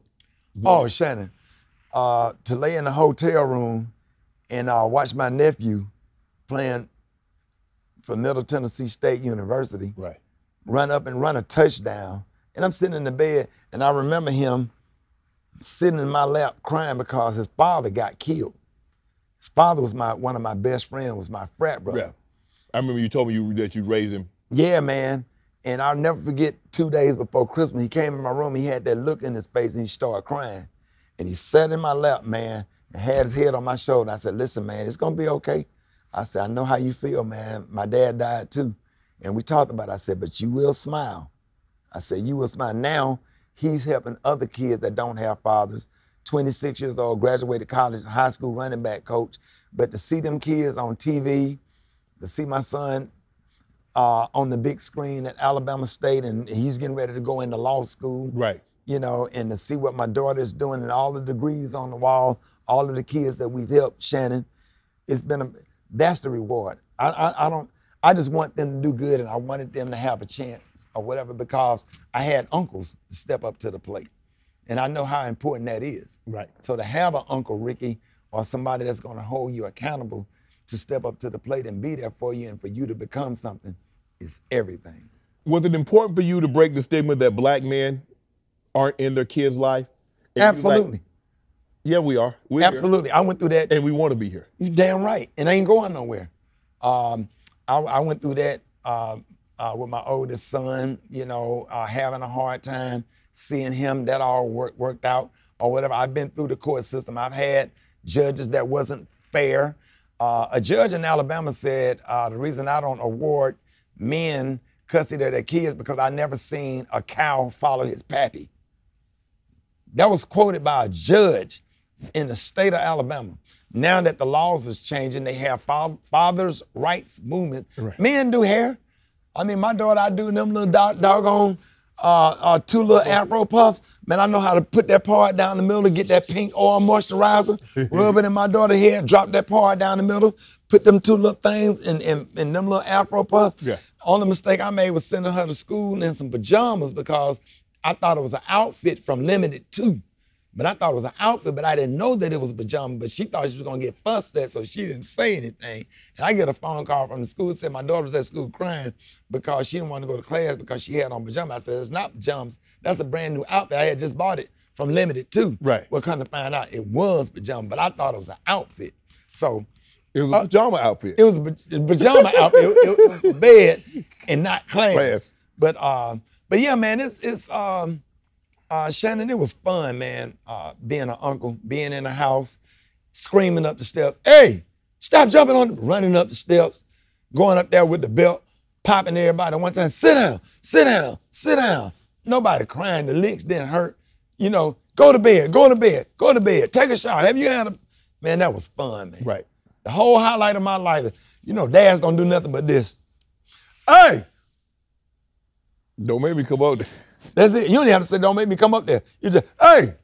Then the stomping stopped. Yeah. So I have my grandson there now. Yeah, you adopted your grandson.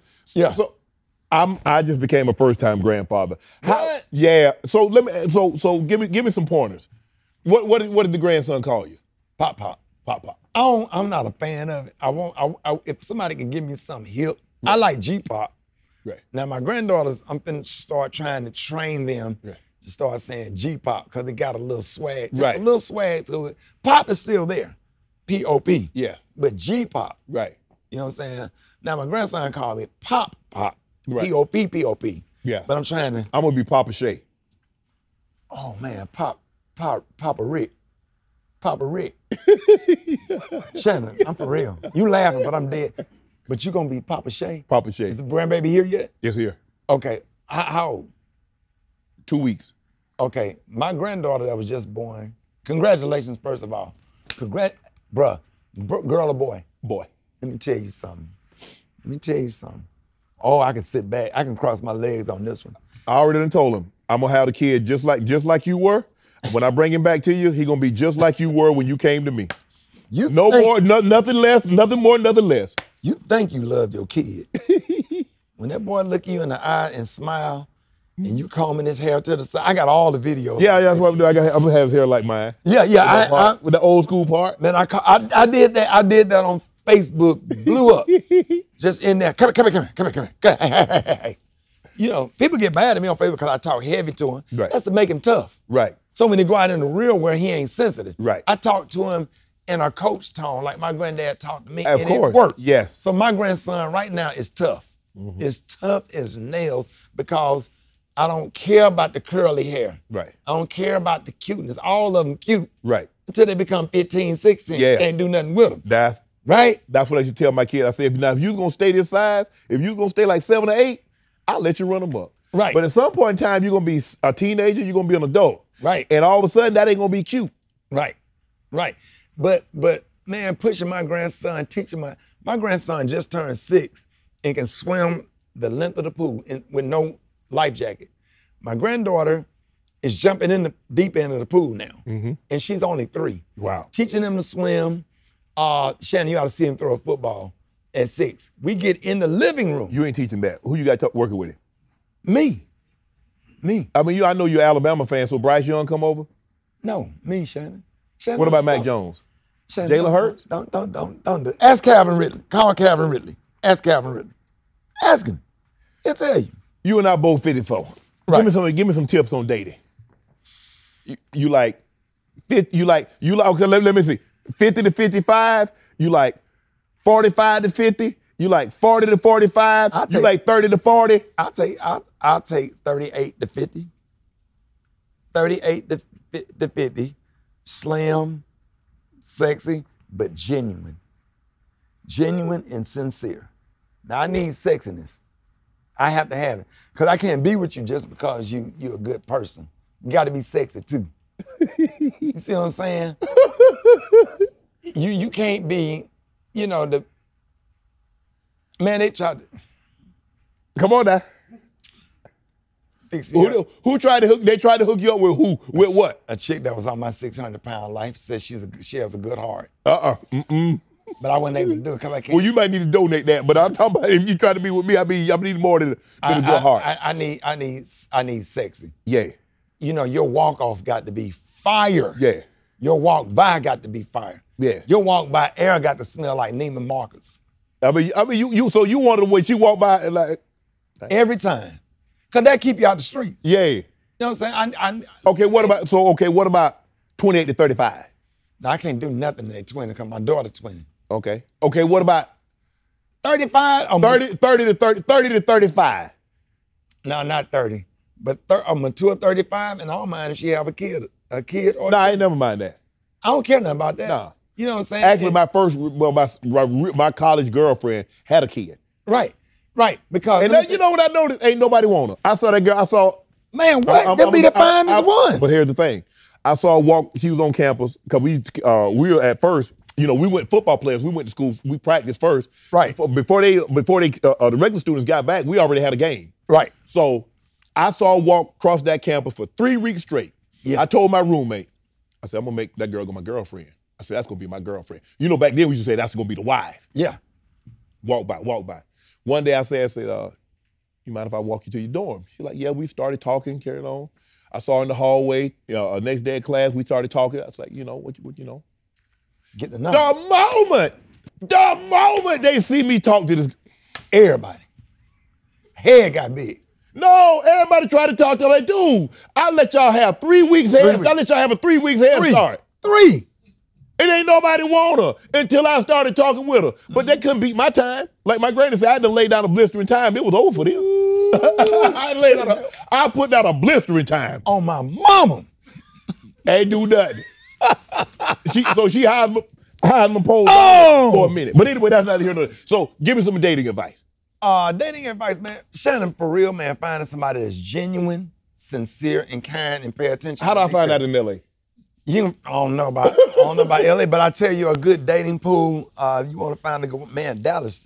I've had the best relationships in Dallas, Texas. Man, not Houston. Houston if you in your 30s. But man, if you're in your 40s and 50s, man, Dallas, Texas, man, has some nice, beautiful, genuine and sincere. You got Bishop Jake's church there. You got Pastor Haynes' church there. It's kind of like the Bible Belt. It's Midwest with a Southern feel to it. Classy. Right. Them little Erykah Badu, natural afro, be wearing that little African oil, sexy. Gonna make sure you. I'm talking about the chicks that's gonna make sure you straight. Yeah. Cause see, I don't need your money, right? If you have a job and a career, that's fine. Right. But man, if you can help me organize my life, like what Marjorie did for Steve. Right. That's what I want. Right. Man, listen, when Steve got with Marjorie, man, I seen a whole difference, not only in his happiness, his career. Okay. That type, and then, Marjorie bow-legged too. Huh? I was walking up behind Marjorie in the airport, man. I was getting ready, while I was walking up on her, I said, oh my God. I said, ugh. But I did. And she looked at me, she said, ugh. I said, ugh. I said, I was finna holler at you, but I didn't know it was you. She said, ugh. I said, ugh. Because, we like brothers and sisters. Right. Or whatever. But that right there, what Steve has, that's a blueprint of what I would like to have. And I'm like, okay, I don't need you to wash clothes. I don't need you to cook. No, I'm real domesticated. No, I ain't real domesticated. I am. I'm gonna find somebody to do that. I'm gonna find somebody to wash the clothes. I'm gonna find somebody to cook. But I want you to be stacked like dirty laundry in a dorm room. Come on, bro. I would like for you to have a degree. Now, if you want to have 2, that's fine too. Shannon, but guess what? But don't be look. Shannon, guess what? What? If she don't have a degree. No, that ain't no deal breaker. If she got the basic stuff that that your grandmother and my grandmother had, if she just got genuine love and her walk off is fire, and she look good in some wedge heels and some jeans, and she look, hold on, not even that, a sundress and some. You better have no sundress. A sundress and some wedge heels. And she got she bow-legged. A basketball cut in half back there. And you better not. And used to be a cheerleader. What? Or a majorette. Oh my God. Man. Oh my God. If she cook, I'd marry her. Oh yeah. I mean, and then they be a little fettuccine. But you know what, Rick? Right. Here's the thing. And I tell any woman that I've ever been with, I became what I became because all I would ever want to do was make sure my family was out of this situation. Absolutely. To raise my problem. Now, that doesn't mean I'm not going to do for you. Not only am I not going to I will do for you, I will treat your family, your mom and dad, as if they were my mom and dad. Absolutely. So if you tell me, say, hey, Shannon, can we help my mom and dad? Why are you asking me? That's a no-brainer. Right. Done deal. Right. But I need you to understand that my family, that's it for me. Right. Now my kids know I'm not first option. Mm-hmm. I'm last resort. Mm-hmm. So once I need you to brainstorm. I sent you to school and you got a good degree. Hey, my youngest daughter is 1 year away from being a doctor. Mm-hmm. My son, like I said, my daughter's in human resources. I said, y'all figure it out. Now, if you can't figure it out, okay, let's see what we can do, see if daddy can help you. Right. But next to me, you good. Right. Your mom and dad good. Right. But it's not a competition. What I've learned is that the women that I've dated felt like they were in competition with the kids. And there's no competition. Oh no. We're not having that. Nah. The biggest turnoff for me is I've dated a selfish woman before. But God dang, it seems like that's all I find. Yeah, man, asking about everything is about her and her kid, but you never asked me how my grandson doing. See? I got a grandson and a granddaughter. My grandson lived with me, between me and Miss Pat, or whatever, when I'm out of town. Right. How's Grayson? Right. How's Grayson doing? That's important to me. Right. When you can get my grandson to take my grandson and your kid to the jumping gym and have a good time, so I can go downstairs and get on the couch and take a nap. Right. Or watch First 48 or whatever. Then, hey, I spot you on the food. I got food ready when you come back. Right. I either order food or I cooked or something. Yeah. And we just have a First chef gonna have food good when chemistry. you get back. And I would really need for a woman that will enjoy swimming and athletic stuff. Right. You know, ain't nothing like a chick that will sit up and watch a game. A basketball fan, a football fan, whatever you're a fan of, whatever your team is. Okay. I got a whole man cave Right. downstairs and get down there on the couch and watch But football. you can't be talking about why we got to watch sports again, because sports pay for all this ish that's in here. Right. You do realize that's what paid for this. Absolutely. Absolutely. And the thing So about we're going through kind of the same thing, really. Yeah, man. You know, at a comedy show, just knowing how to be. Right. See, I know how somebody that uses a certain amount of discretion, if you walk in a room, Shannon, you see a chick sitting over there in the corner, I bet that's Rickey Smiley, because you automatically know she don't even have to be standing next to me, because she gives you that energy. Right. You know, if you go to a church, anything, you see that woman over there, the man up there preaching, you already know that's the pastor's wife. You looking at him, look at Pastor Keon and Shani, or whatever, that kind of vibe. Yeah. Somebody like Pastor Keon, wife Shani, you know, somebody like her, classy. See, you like me, I'm low key. I ain't really flashy. Yeah, I'm real discreet. I got, but people look at me because I don't flash. I ain't got no big jewelry. I ain't got a 2027 ride. But I got paper now.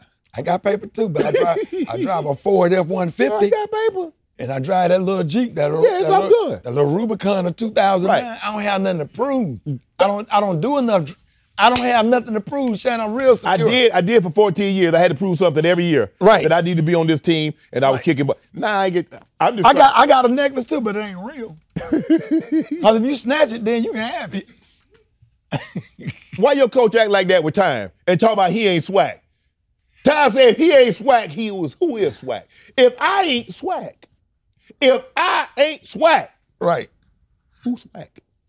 Eddie Rock, because he's still at Alabama State.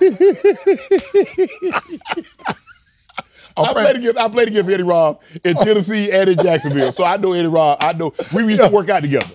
Listen, man, Eddie Robb, both of them are friends of mine. Yeah. Eddie Robb helped me get my house that I'm in now. I didn't have enough money at the closing table. Right. I ain't gonna lie, I know he he is such a friend. He is a frat brother.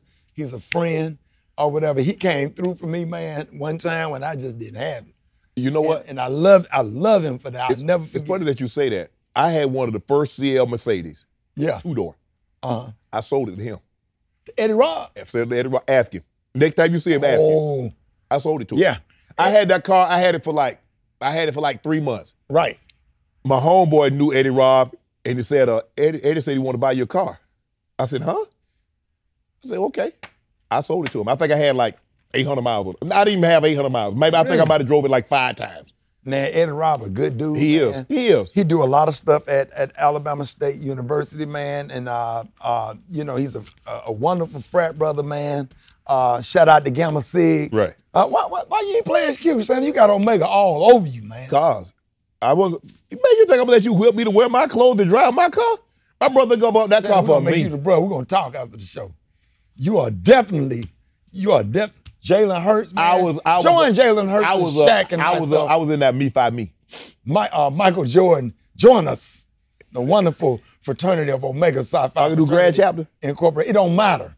We just need good men like yourself. Okay, I'll think about it. Yes, sir. I heard you used to charge people to sit at the table with you at lunch. Yeah, Alabama State in the South Hall. Yeah, we're gonna charge you $25 or something to sit there.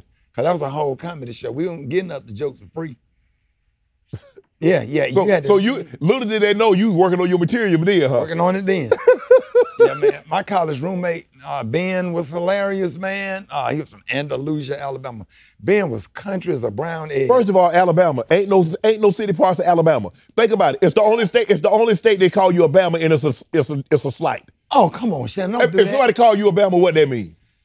Now, that's disrespectful.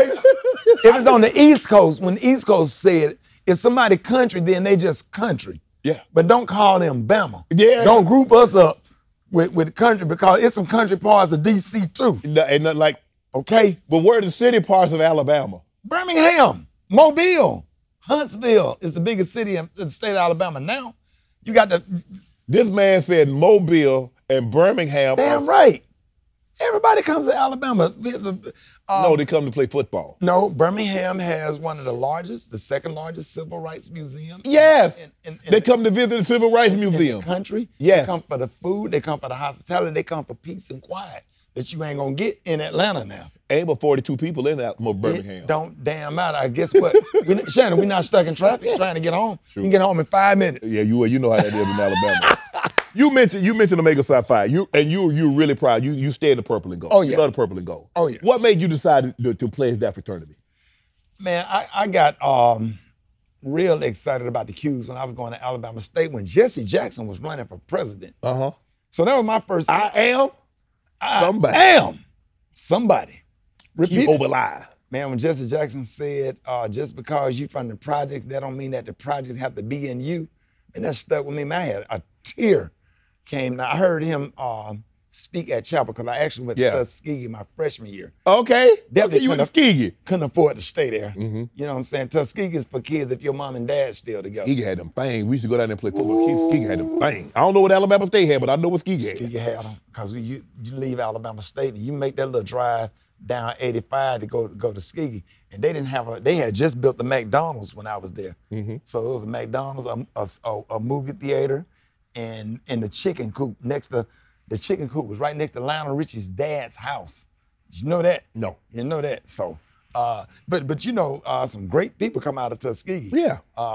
Lionel Richie is an alpha. He plays alpha at Tuskegee. They got together at Tuskegee. Tom Joyner plays Q. Yeah. At Tuskegee. So Tuskegee is rich in Black history, but I just couldn't afford to attend school there because it was just way too expensive. So what made you decide? Because I hear a lot of people, you know, about the brotherhood. Man, the manhood, man. camaraderie. Manhood, man. You grew up without a dad. Yeah. I didn't have any brothers. Okay. And I didn't have a dad. Okay. I found everything I needed in Omega Psi Phi. I have fathers in the frat. I have unbelievable uncles in the frat. I have brothers in the frat. I have nephews in the frat. And I have sons in the frat. Right. Omega Psi Phi, man, has, shout out to our grand bosses that's out here in L.A., Ricky Lewis, Yeah. who's a real good guy. Shout out to some of my frat brothers, Anthony Anderson, Yeah. D.L. Hughley, Yep. Shaq, George Clinton. Yeah. He's a brother now. Big time attorney, Ben Crump, Yeah. pledged that fam. Yeah. So it's a lot of. I would look good in them gold. Man, come on. James Clyburn. Really? Yeah, you ain't know he was a Q. I did not. So, if I'm not mistaken, South Carolina. your school. Yeah. No, did he go to University of South Carolina or did he go to South Carolina State? I think he went to South Carolina State. Okay. If I'm not mistaken, but he is definitely a member of Omega Psi Phi. Every time he's doing his interviews, you see the Psi Phi right there behind him or whatever. So, man, the bros is just awesome, Shannon. It would definitely change your life. As Michael Jordan said, one of the greatest things ever happened to him was pledging Omega Psi Phi. No, jumping from the free throw line. What What made you decide, I'm going to get you out of here on this, Rick. What made you decide to, like, I want to learn how to fly a plane? I mean, because of all the things that you could do. Shannon, just curious, man. I was obsessed with airplanes when I was a kid. Now, my grandfather would take me to the airport and we would sit on the car because it's a road that's lined up with the runway. Right. And we just watch them take off and land. Then my Uncle Herbert, before he passed away, he was young, he would take me to air shows. Right. And we'd be out there watching them airplanes, you know, all that stuff. I said, I want to learn how to fly a plane. So I started working at the radio station in Birmingham. Right. The guys would call in and do the traffic. I said, how y'all know where the traffic jam? They said, we're in a plane. He said, come out, go with us. They said, we do morning traffic and we do evening traffic. Right. Well, I couldn't do it in the morning because I'm doing a morning show. Right. So I went one evening for the evening drive. Right. We're getting off work. Right. You in a helicopter though, right? No, we was in a plane. Really? Shannon, we was in a plane. So he said, hey, I'm gonna let you fly and I'm just gonna do the traffic. I said, what? So he was like, okay, here's your rudders. That's what your feet. I said, oh, okay, I got that part. So he was like, here's your throttle. I'm like, okay. He said, he told me exactly what to do my first time in a plane. I took that baby down the runway. I pushed that throttle forward and I balanced out because you drive the plane with your feet. Did you know that? Yeah. So you're driving. He said, okay, you feel the plane getting light? I'm like, yeah. He said, go ahead and pull. So I went and pulled. We got up in the air, showed me the altitude meters, just showed me everything. Man, I was addicted, man. I'm like, I can fly a plane. He didn't let me land, but take it off. I wouldn't let you took off. Where you hit me the head and make you land? It's that easy. It's easy, Shannon. All right, think about it. It's easy for a pilot. Shannon, listen to me. You're not a pilot. I am. You're a comedian. Shannon, I am. Look at you. You're a television personality. Yep. You started on the football field. That's what I do. I can do all things. That's what I do. Not some things, all things. Shannon, listen. Shannon, you can fly a plane. If I'm getting on a plane and I see you in the cockpit, I'm immediately getting off that plane. Shannon, I fly really well. And I land really well. I'm gonna trust you. Just not with me Why? on the plane. Shannon, come on. Shannon, they took one of my Instagram videos down because I was landing the plane and I was filming at the same time. You only fly with one hand. Right. You don't be with the knuckles gripping it tight because you're scared. Right. You have to relax and fly. Okay. Right? Yeah. So I was doing I was coming in to land in Fort Lauderdale Airport and they said there was a violation, so they took the video down. Right. But I got plenty of flight videos or whatever. But you got the license yet? No, I don't have my license yet, but I have to fly with a licensed pilot. Right. But I am gonna get my license. So get ready for that. But I am a boat captain. And and some of the stuff is the same. Right. Going across the ocean and flying in the air, like when it's bumpy or whatever, same thing, right. In the sky. But flying is easy. Because in a car, you got gas, right. brakes, radio, a car right here, car right here, car right here, car behind you, trucks passing by, and a plane is just you. Yeah. And the only thing, even if you can't see, you just focus on your instruments. Like I can drive a boat in the dark by reading my navigational system and bag it in, a 54-foot Sea Ray in and bag it in and jump off and pull it in and tie it up and dock it and everything. It's just fun, man. It's light, it's something different. It's outside of the box. I swim with sharks. I'm like the most interesting man. Like that. Well, you out here in LA, you swimming amongst them, trust me. No, I don't swim. I swim with the sharks in the Bahamas. Oh no, these sharks out here, I'm talking about you walk well. You ain't swimming, you just walking. The sharks, piranhas, yeah. That's in every city. Yeah. It's an American carnage going on in every city. Yeah, we should have a conversation about gun violence because it's really bad and unsafe. Well, talk about it. Everywhere. Go ahead. Yeah, man, just being a gunshot victim, being a household of 5, and 2 of us are gunshot victims, right. Man, I am just really protecting yourself, man, because at this point, you can't do nothing about the guns because they won't change the laws. Right. But damn, make sure you have one, huh? Me and my kids are armed. Right. And we take tactical training and situational training. Right. So. But that's a Southern thing. I couldn't imagine. I mean, growing up in a household, we always had guns. Yeah. Guns were always loaded. There was never a situation in which the gun was not loaded. Right. My grandfather would say, what good is an unloaded gun if you need it? It's like, or having one and not having it on you in a holster. Yeah. So you just have to protect yourself because 30 years ago, let's think about 30 years. Yeah. That's when it got to a point where you can't say nothing to nobody's kid. You can't correct nobody, right? What do you have now? What do you have now? Look at what's going on now. Yeah. People in their 30s, a lot of the crimes, people in their 20s and 30s, you can't correct or say anything to anybody's kid. Yeah, we was growing up. Yeah. And they going. Any adult could correct you. Shannon, they doing everything now. It's unsafe now. When I perform, man, I got 2 uniformed police officers with me, and I just pay them out of my pocket or cash out them or pay them under the table or whatever. And because I'm scared. People getting shot backstage. People getting shot running up on stage. You get your money. They think you got money. Think you got paid for a comedy show in cash. Set up to rob you and all this kind of stuff. Man, it's dangerous. Right. It's seriously dangerous. So you have to move real careful now. So you think differently now than when you first got into the business? I assume that you are finna rob and shoot me coming out of a grocery store. You ought to see me paying the parking lot and looking around. I can recognize every face I saw in the grocery store and identify anybody that was in the grocery store in every car that's in the parking lot. And I know how to get to my car without you knowing that I'm going to that particular car. I move a certain way. Right. Because I'm a gunshot victim and I see what's going on. Because it's the details. Right. The details, a small detail is the difference between life and death. You just have to assume that somebody's going to do something to you. And people can say all they want to. You can't live in fear. The hell, you better live in fear because look at the time we're living in. You can't say that now. Right. So you'll be dead. You know what I'm saying? So we just got to figure out how to protect ourselves because you can't do nothing about the gun laws. Right. We just hope and pray that people in the community stop killing each other. Right. Or whatever. But until then, you have to do what you have to do to protect you and your family. Right. Because I don't want my grandson burying me, have me up in a casket, my grandson sitting on the front row crying like I did my dad. It's not fair to him. Right. For some damn 23 to 33-year-old that didn't have no manners and home training and grew up entitled and feel like he could kill somebody because he ain't got nothing. Right. There you go.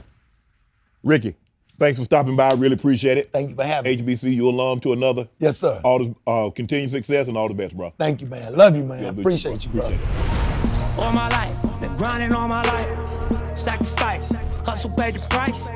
Want a slice, got to roll the dice. That's why all my life, I've been grinding all my life. Look, all my life, been grinding all my life. Sacrifice, hustle, pay the price. Want a slice, got to roll the dice. That's why all my life, I've been grinding all my life.